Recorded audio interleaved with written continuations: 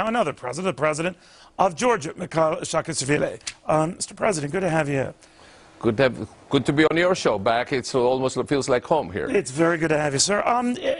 There are some concerns that the president is sending mixed messages on terror. Do you think he's serious and consistent on it? Well, you know, we are in Afghanistan. We are the highest per capita contributor to this operation in Afghanistan. We have soldiers in the south of Afghanistan, in Helmand. They are combat troops. There are no caveats, unlike some other allies. In other words, you stay there. You're no talk of pulling out. Yeah, and actually we've taken some casualties, but I think it's very important that our people, and especially what really is thrilling, and you know, for me it's also very, you know, in some ways it's a very positive experience that even the families of the people who got wounded or killed, they take in such a dignified manner the whole thing. And you know, it should be taken till the end. It should. I mean, we cannot leave Afghanistan without solving this, because and we owe it. But you know, and you've dealt with Russia, and they can be difficult. They've had problems in Afghanistan. A host of other countries have. And the argument is the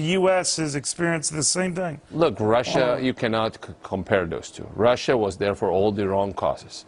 They were there for the same reasons why they are now, right now, in my country and occupying 20% of its territories. They wanted to subjugate Afghanistan.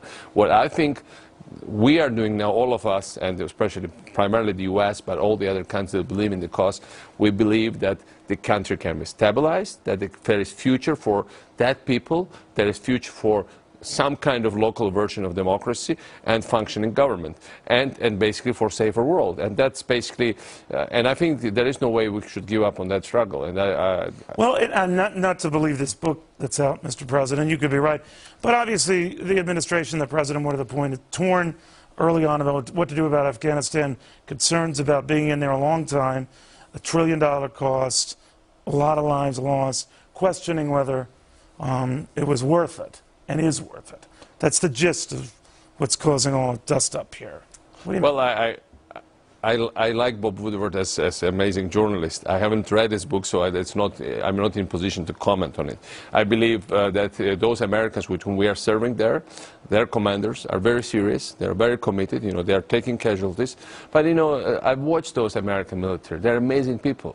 They have certain, you know, special honorable way of holding themselves, special intellectual way. I don't get General Petraeus personally, and you know, has been very complimentary about Georgian soldiers. And some American generals have seen, they've said, you know, these soldiers have something that you cannot really describe in words, that is very special. And it's true, because we've been fighting for freedom, for our own independence, and we understand this, and for the same values for centuries now. And I believe that ultimately American people and the whole mission will prevail, and I don't see the way back from that. You mentioned, Mr. President, Russia earlier, and of course you have had your run-ins with Vladimir Putin. And there was an argument some time ago that he was actually trying to kill you when there was an uprising. And, you know, I know it's been some time, but you still talk about them as an occupier. What do you think of Putin? Do you think he is running the show there? Do you think he wants back in full power there? What? Well, first of all, not only I talk about them as occupiers, but basically the American official position is that Russians are illegally occupying part of Georgia. This official position of many foreign governments, of all the responsible people. What else you call when you come into other country, take piece of the territory, expel basically 80% of the population. We have 500,000 refugees. People talk about Darfur, but if you compare population-wise, this is happening in Europe. This is happening in a very civilized country. Do you think this is coming down from Putin? Well, obviously, not only is Damin coming down with it, but he's very proud of it. And, you know, and you should not... Do you think he's calm? You should not be surprised for he's a person that basically ruthlessly treated his own citizens. Remember, this is the country where their most talented businessman, Mikheil Saakashvili, is still in prison, and he basically now getting double their jeopardy. He served his term in Gulag in Siberia, right. So it expired, so they had to let him go. And now they brought him back basically and trying him second time, on new charges, almost for right. Basically all for the same stuff. But it's the same Russia that has been financing Iran's nuclear ambitions, peaceful nuclear ambitions, Russia says. But what do you think? Well, what should the world do about that? The pattern of Russian policy has been to allow problem going in order to capitalize on that. So, you know, if Iran is solved, if the whole issue goes away, then what's the leverage for Russians with the United States? So they've been playing this pretty smartly, promising things to the Westerners, but also, delivering things to the Iranians. And I think in the process they've lost, I think, confidence of all sides. But, they've been doing this forever. This is not new. And certainly who is running them, of course this is Putin running, but this is a whole system of, that doesn't respect human rights, property rights, borders and neighborly relations, and basic values of humanity. And I think this kind of... What if Israel acted alone, Mr. President, and decided, well, no one else is going to act against Iran, we'll act unilaterally? You mean who should act? The U.S.? Israel. Well, I believe the best solution for everybody is to solve it peacefully.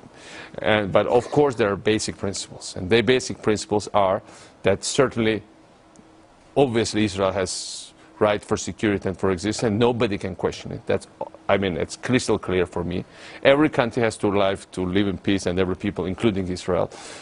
Of course, there's big issue out there with Palestinians, and that's why the subject of negotiation. And, the language of menaces should be, it doesn't give anything. And obviously, we are so close to the region.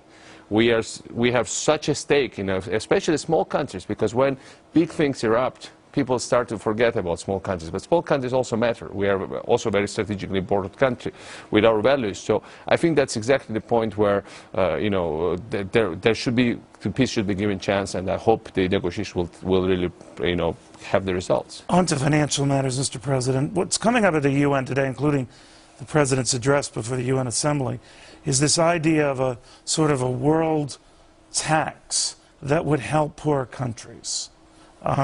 Whether on banks, whether on rich nations, whether on a combination. What do you think of that? Well, look, I'm coming from a country which has totally failed state. And I remember we had poverty programs.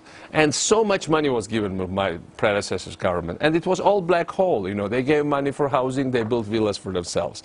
They gave money for roads and hospitals, and they had new bank accounts and new stuff. And they gave money for education. They sent their kids to get educated. I came to America on American scholarship, but they sent their kids on their own money. And I lived in a residential, like in the outskirts in Astoria, and they lived in nice apartments here. You lived in Astoria, Queens? Yeah, I did stay in this. The future president of Georgia. It's kind of. I loved it though. It's a very romantic place. That's great. Where did you hang out? In downtown. You just mentioned. Of course, Columbia is uptown, but I'm almost New Yorker, and every time I come back, I feel like a New Yorker. But anyway, so what I'm saying is that, you need really local leadership. No international resources are needed. That's clear.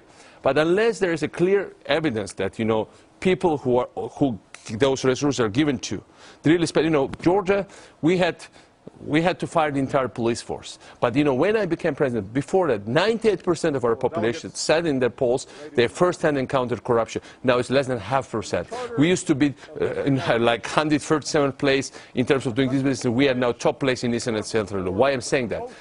You need internal reform, support for reformers, support for transparency, accountability. Gotcha. And that's what really matters after all. Corruption is the word. If you eradicate the word, then it works. Mr. President, thank you very much. Our president, speaking before the UN General Assembly on